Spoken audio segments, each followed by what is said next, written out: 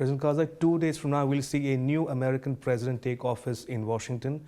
Now, if I can take you back 8 years, when President Obama came to power, he spoke about his new Af-Pak policy. Yes. He hyphenated Afghanistan and Pakistan. Yes. It also appointed special envoys.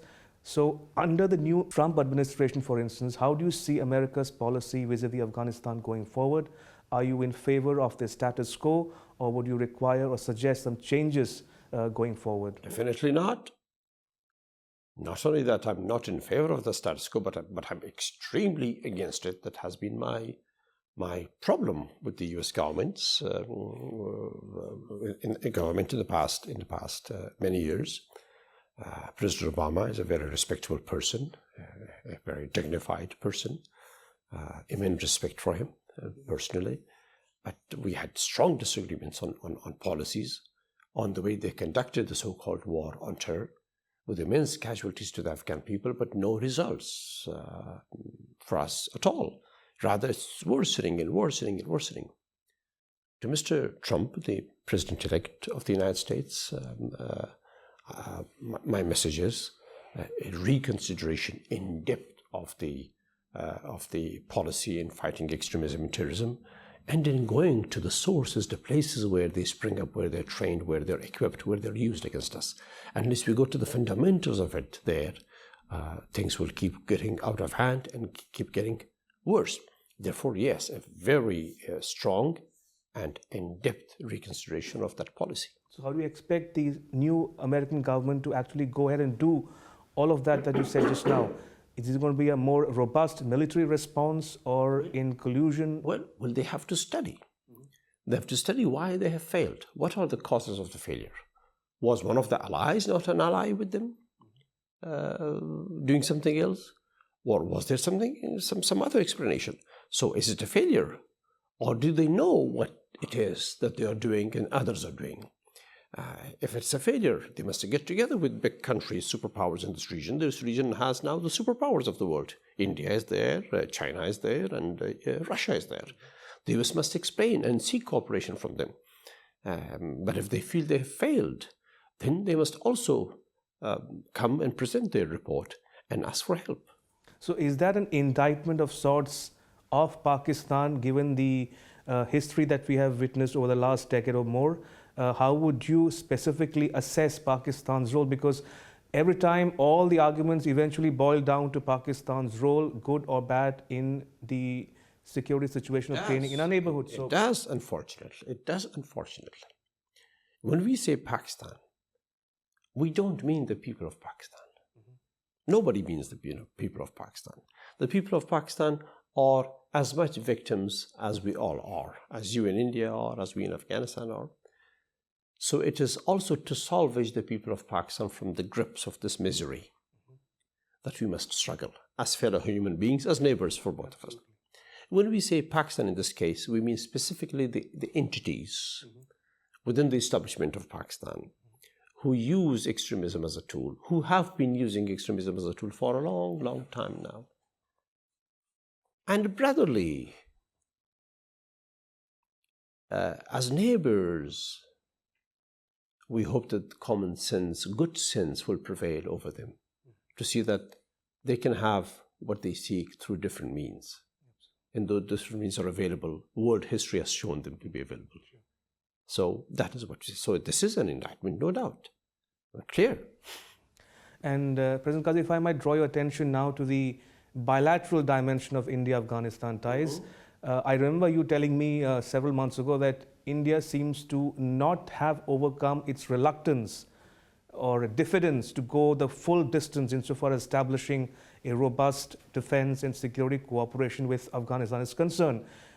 Probably because India is constantly looking over its shoulders at some countries or capitals around the world. So what's your assessment of the mood in New Delhi today, especially vis-a-vis Afghanistan, and what can we expect to happen or take place going forward? Well, India is an old civilization.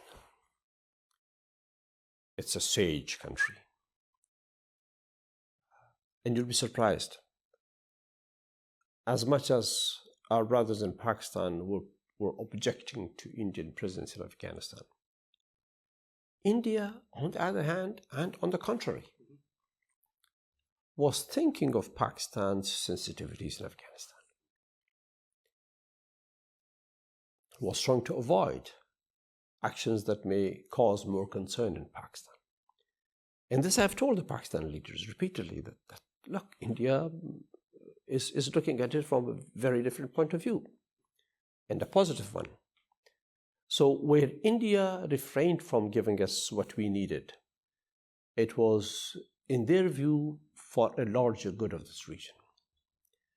Today, yes, of course, India considers to give us more support. It has given us more support. It has given us massive support for social mobility in Afghanistan, education and development and all of that. But India is also now helping us more in military hardware and in training of our forces, which is most welcome. And this change was necessary. I'm glad this change has come about, and India is now definitely doing more. And in that context, President Karzai, is trilateral cooperation or sub-regional cooperation the way forward? Because every time some initiative is discussed or debated, the stumbling block remains Pakistan because of its own reservations vis-a-vis India or its neighbors. So is sub-regional cooperation or trilateral, say between Afghanistan, Iran and India, for instance, is a model or a template that other countries in the region can replicate? One that we are forced to adopt.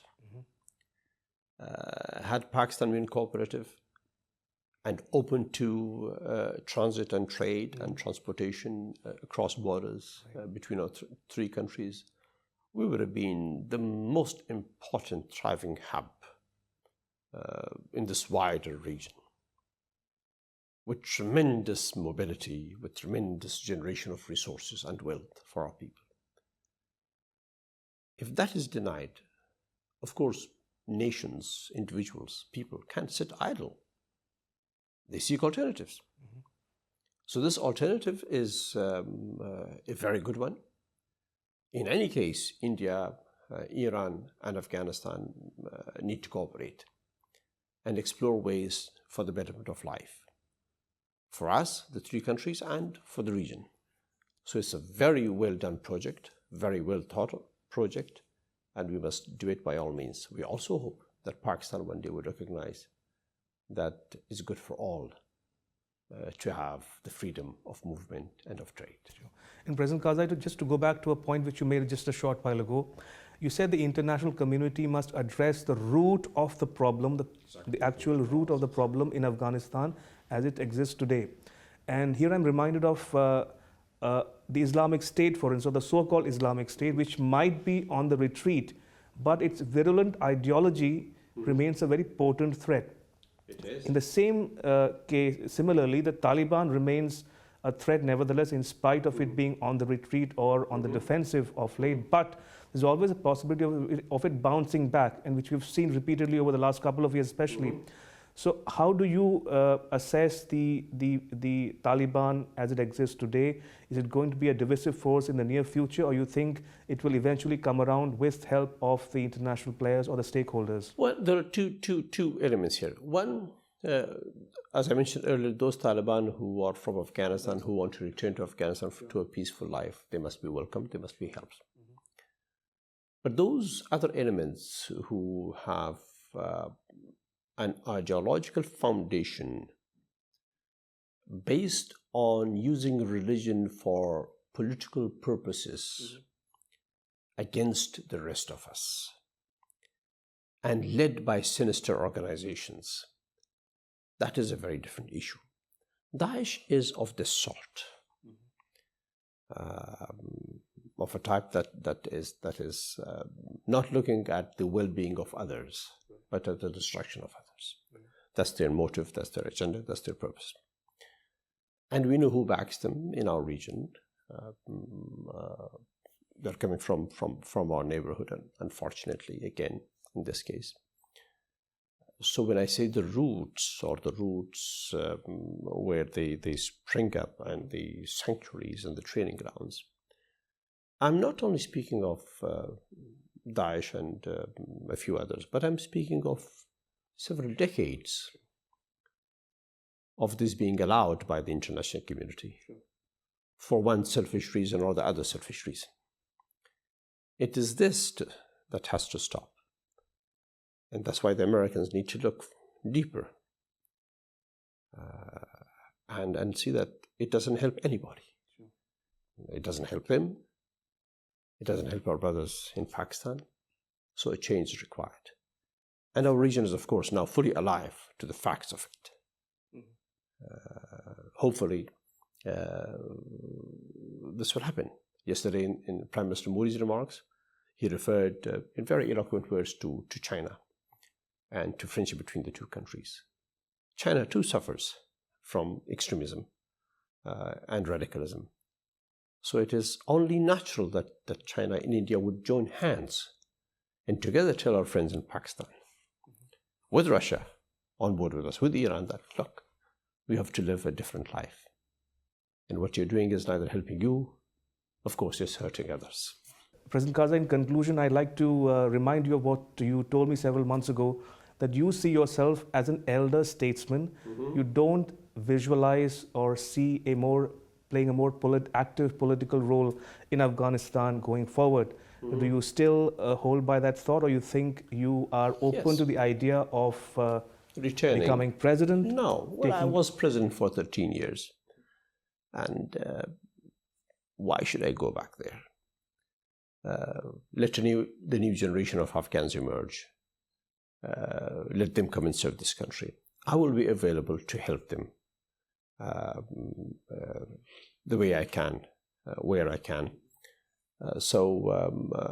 No, I will not return, but I will, of course, be very much active and vibrant when it comes to the security of this region, when it comes to protecting us from the bad that's coming to us. And President Karzai, very briefly, what's your impressions about that so-called delicate balance of power between the president of Afghanistan today and the chief executive officer? And in terms of domestic political constituency, are you, as the elder statesman, happy with the turn of events, or you think there's scope for improvement? Of course, I'm not happy. We must return Afghanistan as soon as possible to peace and stability. And I hope that the current arrangement in Afghanistan will work and that we return soon to the constitutional instructions of the country. Great. On that note, President Karzai, may I thank you so much for your time. Thank you. It's always a pleasure talking to you. Great pleasure. Thank you so much. All the best. Thank you so much. Thank you. Thank you very much. Very good. Thank you.